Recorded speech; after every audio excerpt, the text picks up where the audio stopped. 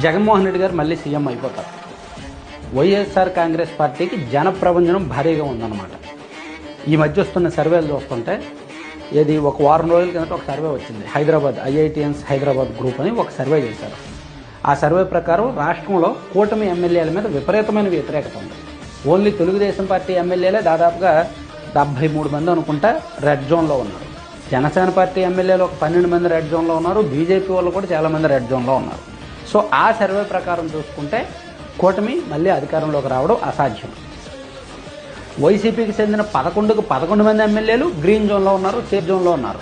So ఆ లెక్కన అన్ని చోట్ల వైసీపీ ప్రభంజనం ఉంది. వైసీపీ మళ్ళీ అధికారంలోకి ఈజీగా వచ్చారు. అలాగే మరో సర్వే ఏదో వచ్చింది మొన్న ఒక గ్రాఫ్ రిలీజ్ చేశారు జిల్లాల వారీగా దాని వారీగా.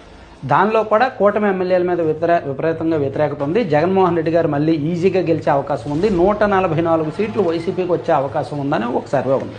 సో ఈ సర్వేలన్నీ చూస్తుంటే జగన్మోహన్ రెడ్డి గారిదే మళ్ళీ అధికారం. వైసీపీ వాళ్ళు పండగ చేసుకోవచ్చు, ధీమాగా ఉండొచ్చు.